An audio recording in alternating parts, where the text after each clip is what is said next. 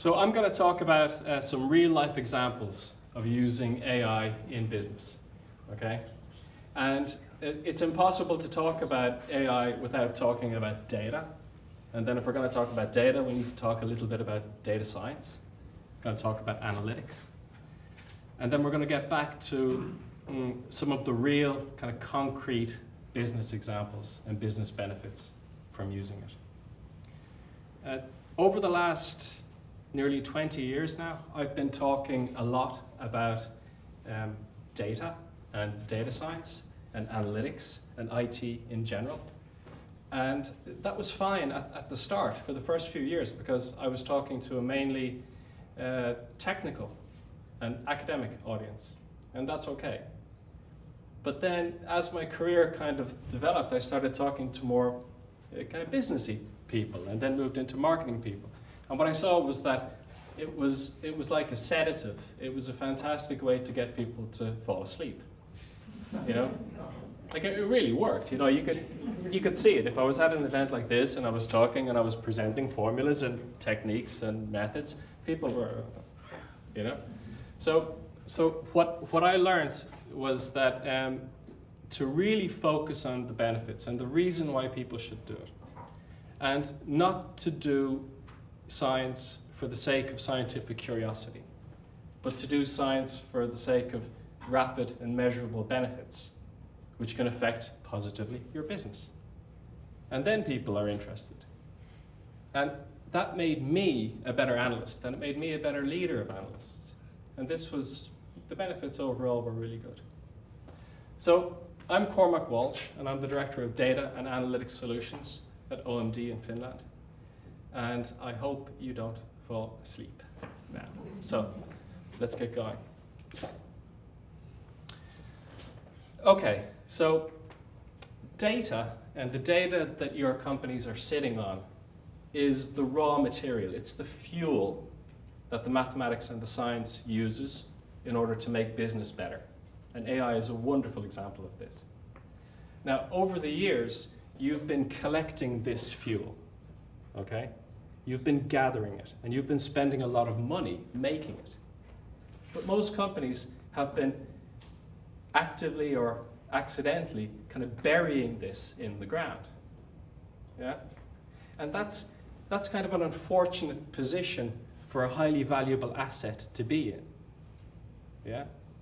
So just like crude oil, data is something which can be sucked out from the kind of depths of your organization, and it can be refined into different levels of value that affect different parts of your business in different ways.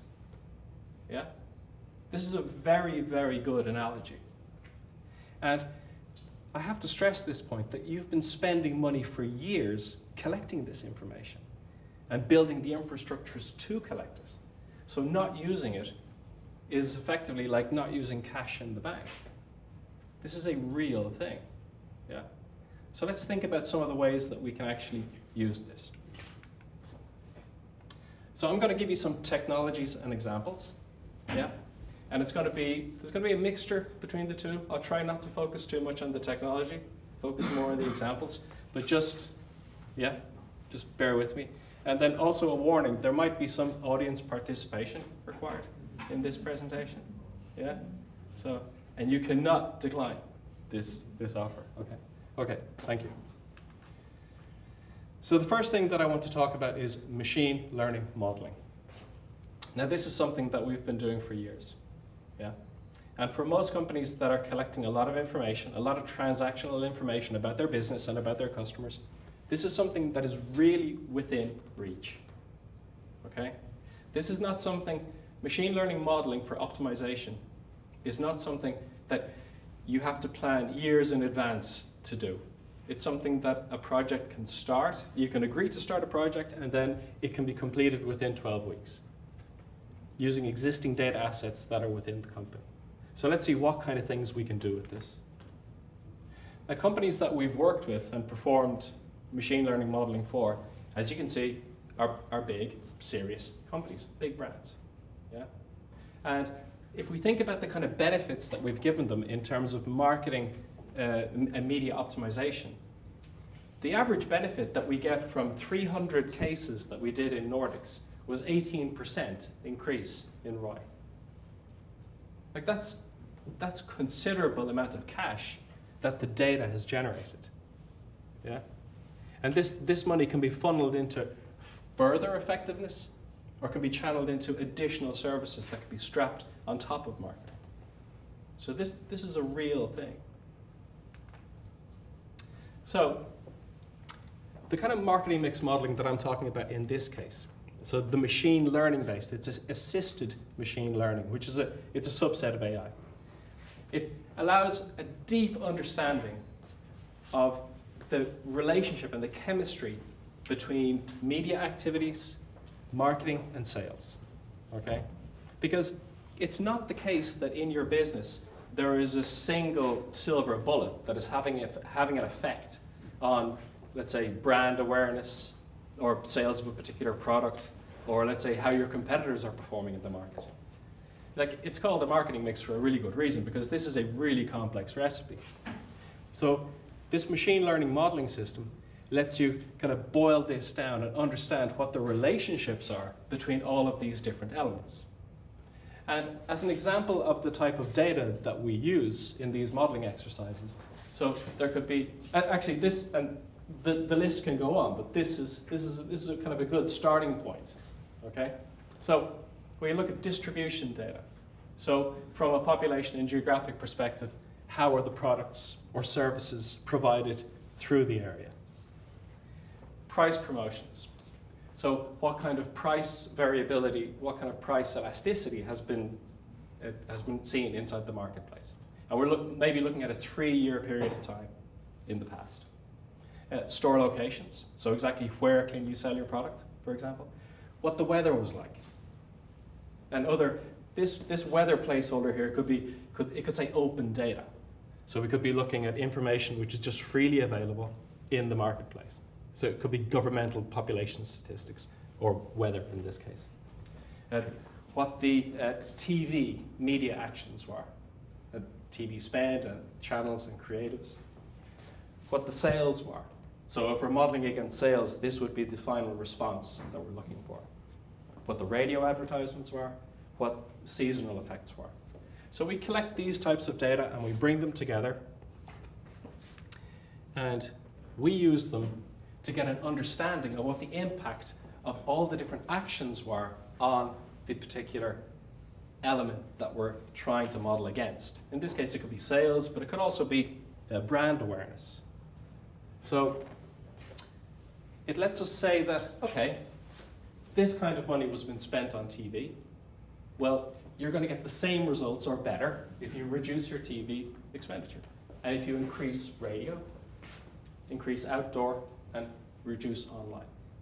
Because we get an understanding about what the base was. So if you did no marketing, what the sales would be like. And then what the effects of every single action you take are on the sales. So this allows optimization. And this is where the saving comes. And this can be really considerable in most cases.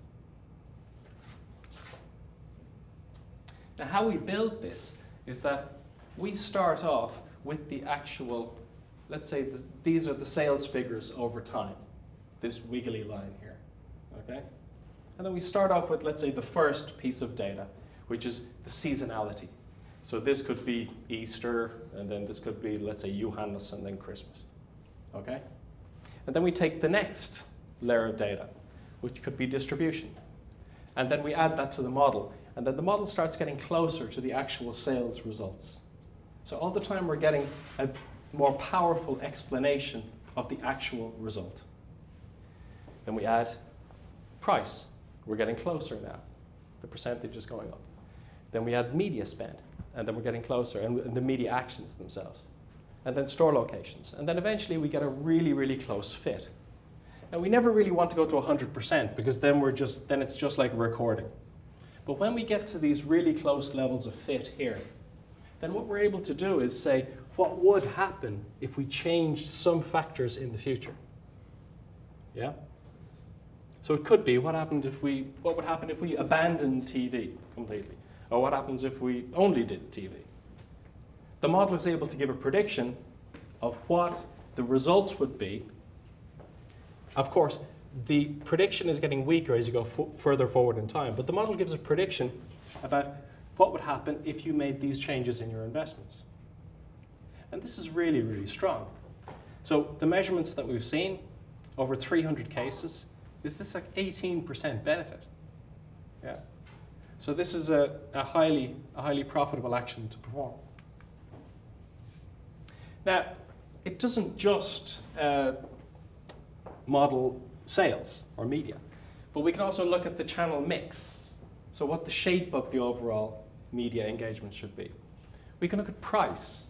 So what is the optimum price to provide a product at? And this price can be, we can look at the variability over time. What categories should be provided in terms of the product mix itself? Then the sales drivers. Why are people becoming your customer? Why are people leaving? Why are people remaining? Are people recommending? Are they upselling? We can look at these drivers.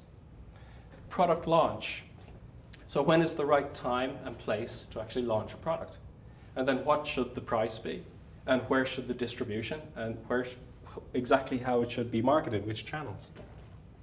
We can look at competitive factors, how the competition is affecting your sales. It's obvious that the competition is going to have some degree of effect, but exactly what is it and when is it? Promotions. Do promotions actually work or not? Are they having an effect? Or are they just a waste of your money? And then the overall brand portfolio. What is from a competitive and a market perspective, what is the optimum shape of this portfolio? May I just ask a question? Yeah, of course. What about, were you talking about retail in the marketing model, modeling case, or just any products? Any product, yeah. Retail is like, sorry, you're from? I'm from Breezeway. Okay. Well, I'm a search consultant, so I was just thinking whether you can sort of use this kind of model for a very complex client. Yeah, we do. Like for retail. Yes. But I think this, I would have lots of questions about this model. Mm-hmm. But if you think about the sort of single product, I can understand it, like toothpaste. Yeah, well, you know, some of our customers, they would have tens of products or hundreds of products and tens of categories. And some of those products would be purely seasonal and others would be sold all the time.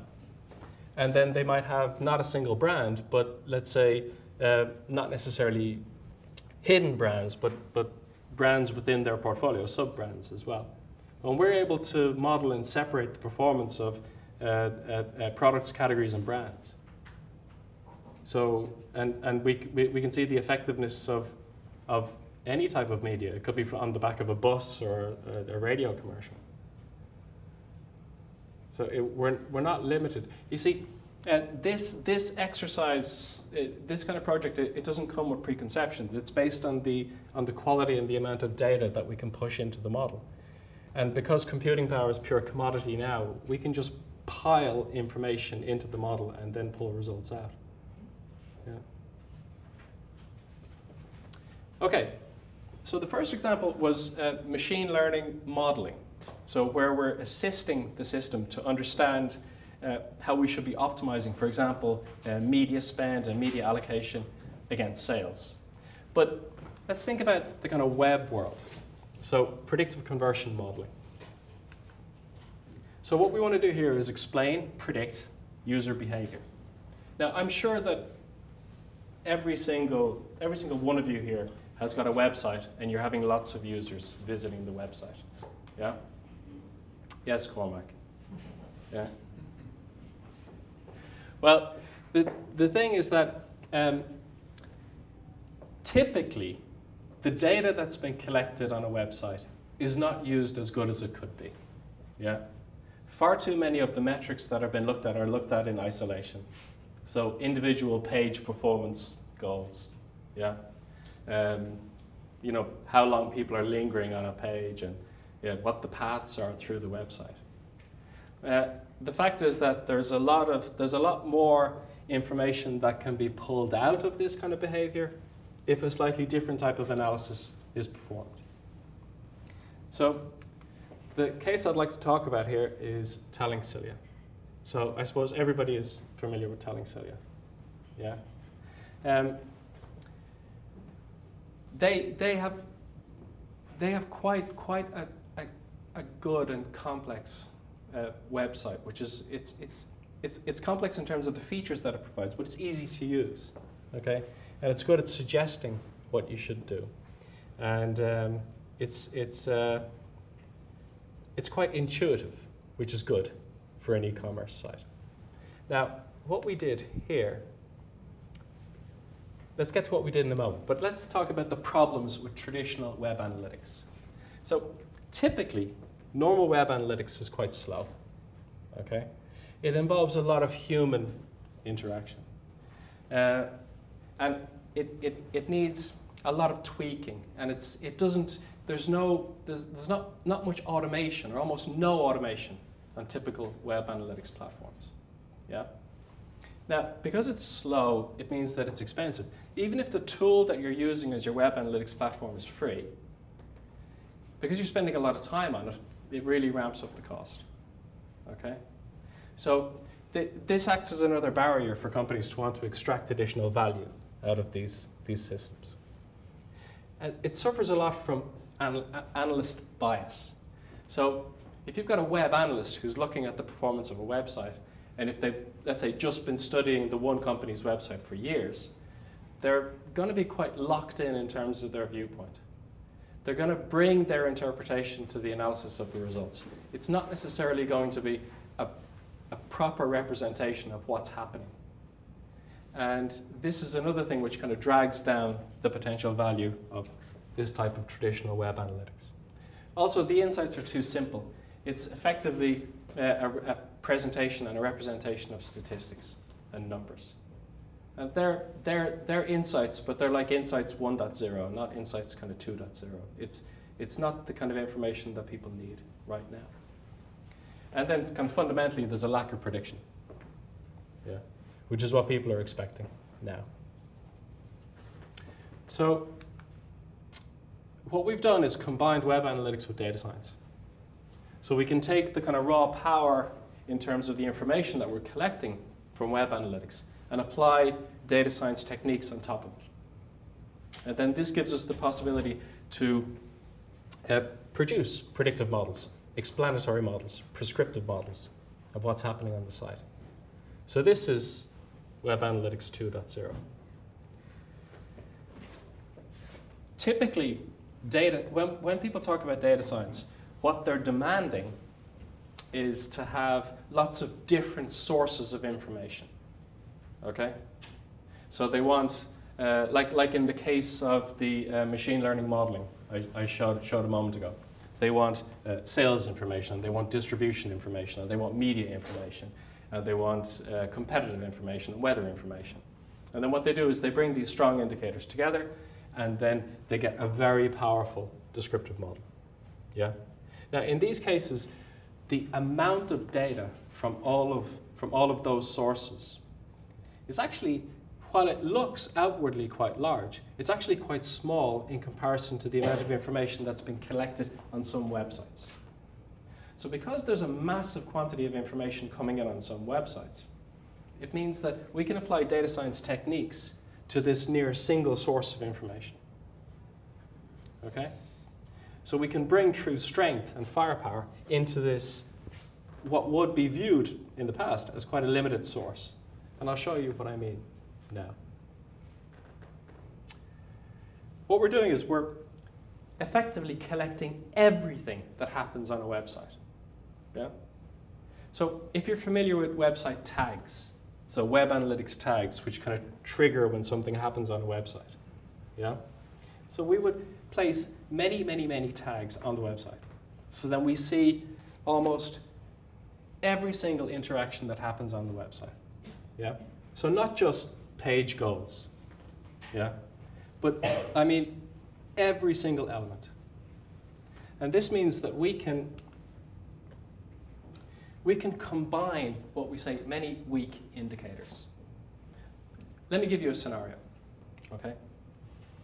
if you had information about the sales of umbrellas in Rome by time and location, okay? Information that was granular down to 5-minute intervals, yeah? So the sale of umbrellas in Rome over a 6-week period. You would be able to confidently say that the sale of umbrellas by location tells me what the weather was like in those locations, if it was raining or if it was not raining, yeah? So this is, you agree, this is a strong indicator, yeah? I'd say it's like a bulletproof indicator, yeah?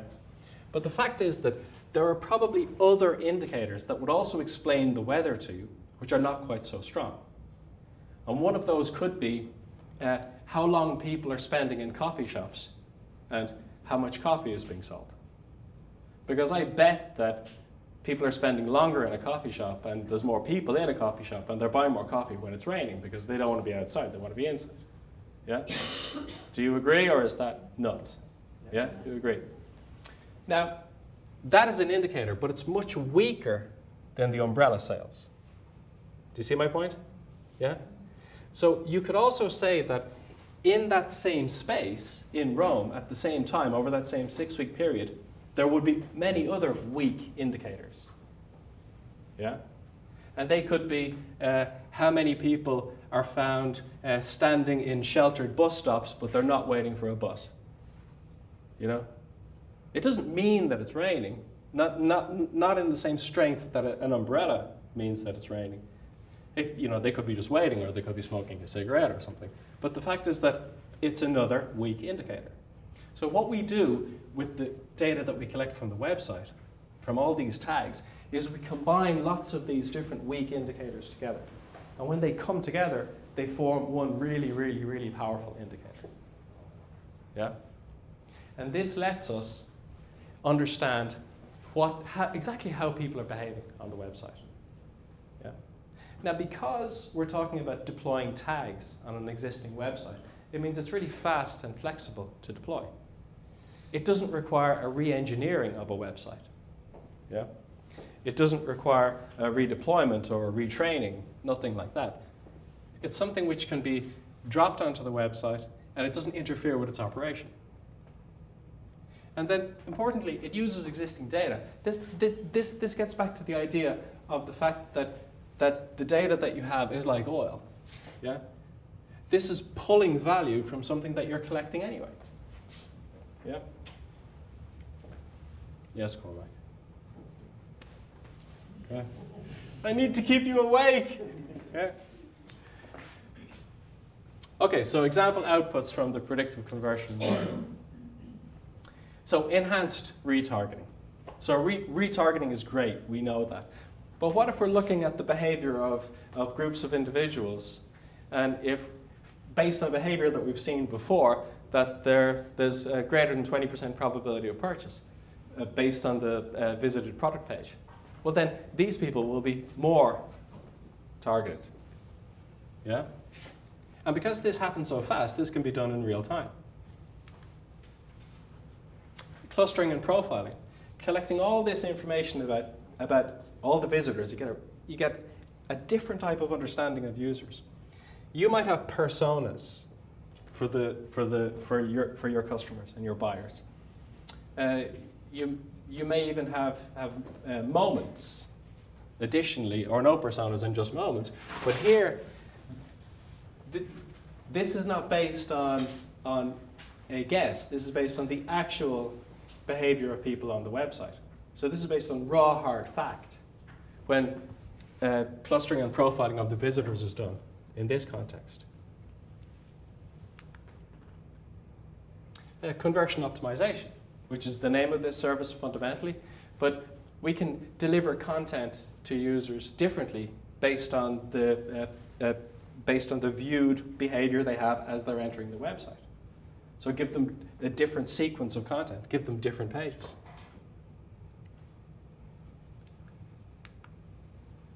And then the same thing for buying. So shorten the buying journey for them. Give them, based on what we've seen, other people with exactly the same profile have. Take them, recommend, sooner, fewer clicks.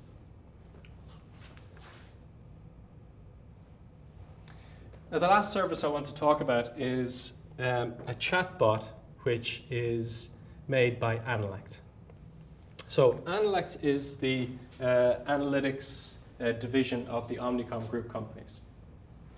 And what we're doing here is we're providing access to the vast quantities of information that we have to our creative directors, our media buyers, our media planners, and letting them get the information that they want about performance without having to go to one of the data scientists that we have.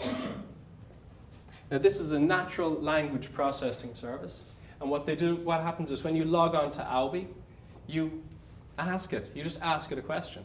So I'd say, what is the performance in terms of this media and this banner on this particular website?